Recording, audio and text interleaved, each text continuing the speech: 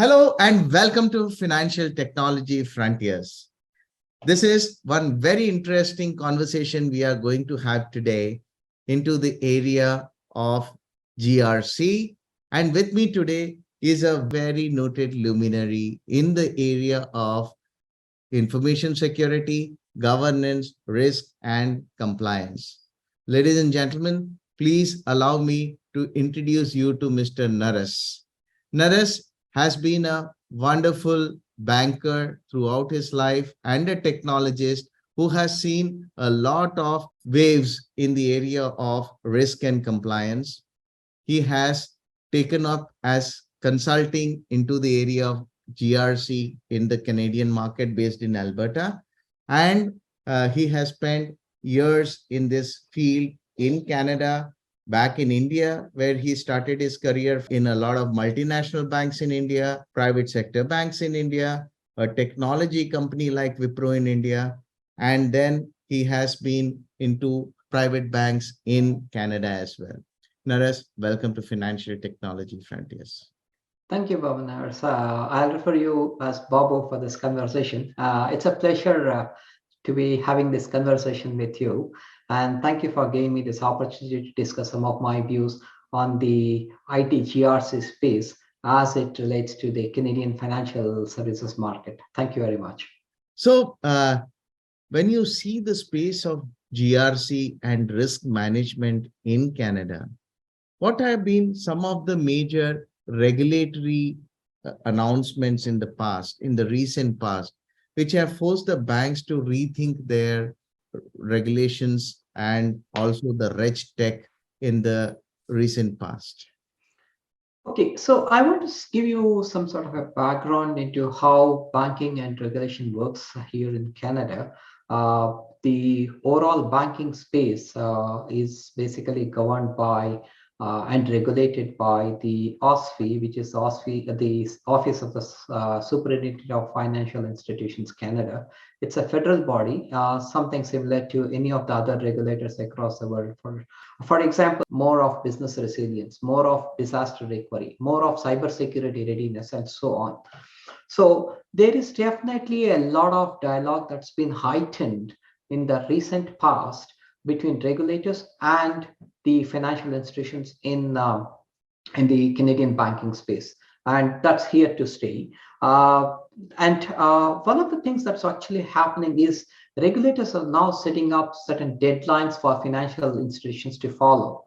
Like, for example, the OSFI B13, we call it as the OSFI B13 guideline, basically relates to a financial institution's resilience aspects as it relates to how they want to prepare themselves for cybersecurity or business resilience or operations, where the regulator, which is OSFI, expects banks in Canada to start adhering to those requirements as latest as January of 2024. Now, considering this particular guideline has been issued just about 2 or 3 months ago, I think it was released sometime in August 2022, just about 3 months back, or 4 months back for that matter. Now that we are in December. The deadline of January 2024 leaves very little space for banks to start preparing themselves to meet the requirements of the regulator itself. Now, if you look a little bit into the risk management framework, how has it evolved in the past few years now, in the last 2 to 3 years? Well, I want to sort of address that with two angles. One is with respect to a compliance angle, which you need to sort of comply because the regulator asks you to comply. And there's no going back on that. You need to satisfy certain minimum requirements. But more than that, what has actually happened, especially because of the COVID pandemic, is the renewed interest or the heightened interest by financial institutions themselves in trying to evolve their risk coverage of that related to IT and cybersecurity. Now, if you look at it from that particular angle, not only is there more of voluntary investments into trying to come out with a better posture as far as cybersecurity risk management itself is concerned, and within the overall space of IT risk management. But also to try to see how are banks running the shop with as far as IT is concerned.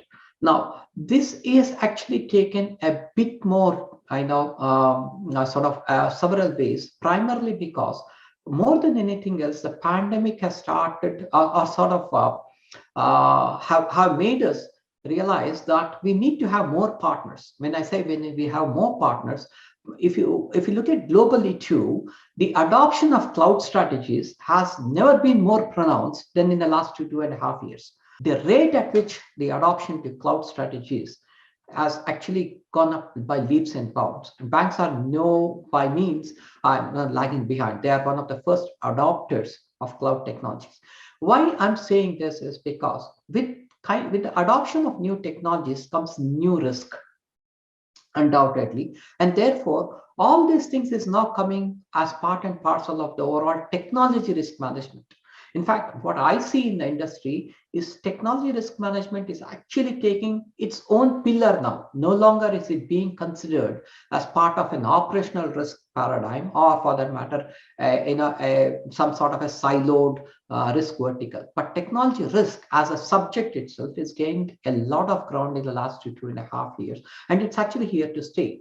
And even from a regulation perspective, going back to the first point of compliance, the Canadian banking regulators do throw in a lot of work to say what is it that you are trying to do with respect to compliance as it relates to, say, your third-party management itself, as part of your disaster recovery, as part of your business, business continuity and business resilience itself.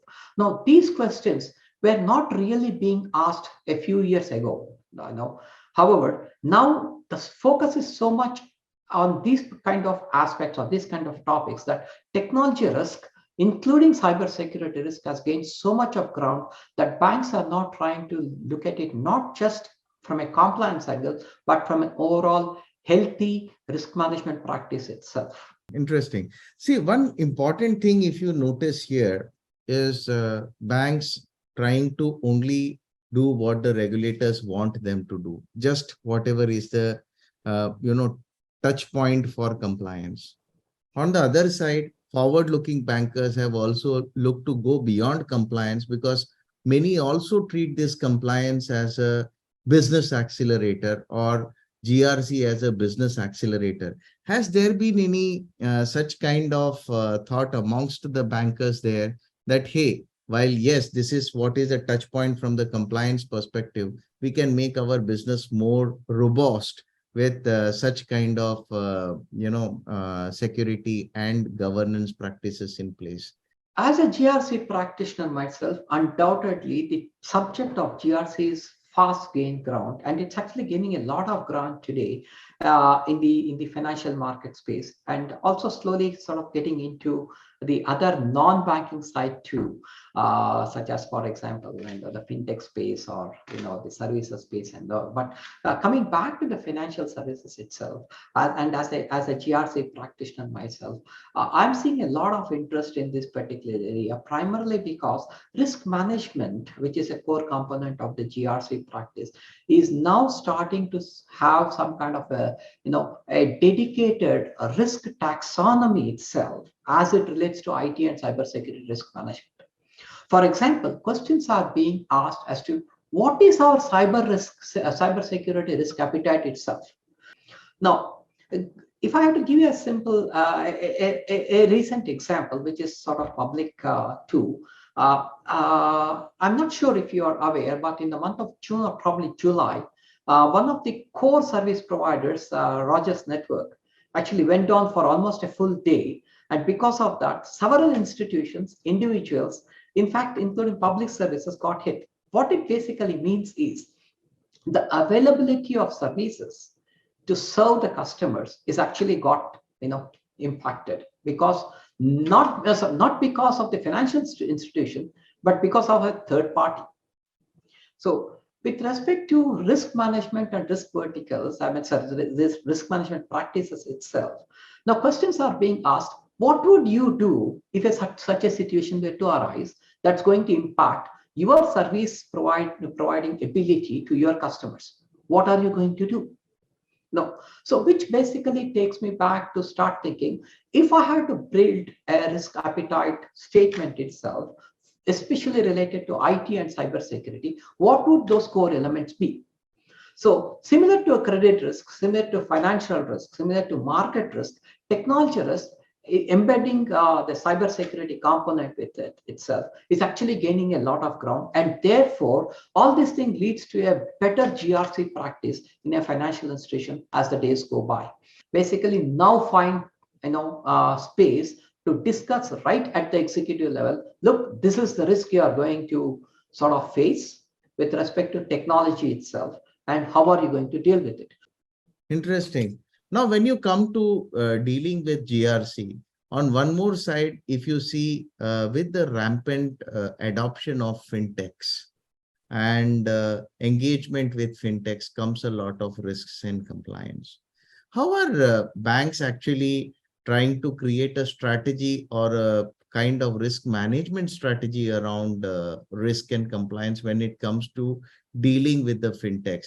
One of the things which I believe the banking industry is looking forward to is with respect to trying to engage fintechs through the third-party risk management ecosystem. Some of the fintechs do offer parallel services as they do with banking. For example, credit card businesses. Correct. So how rampant has been cyber insurance in the financial circles in North America per se? It's as far as the financial services concerned, yeah, it's here to stay. Like I know, I've been part of conversations on that count too, with respect to how do you even mark up the required cybersecurity insurance if something were to go wrong. Yeah, there's a lot of negotiations that happen with various cybersecurity insurance providers as an institution to institution deal, but I can definitely tell you that financial institutions don't leave that to speculation. They do ensure that they get insured on that particular account. Obviously, numbers will vary institution to institution. They based upon the value, or based upon the value, based upon the volume, and so on. But yeah, it's there. And is it still a black box in terms of how to value yourself, or there are a lot more clarity on how to get it done? I wouldn't say that it's really a black box. It's evolving. Yeah, it's not like things are at infancy. They are not at infancy.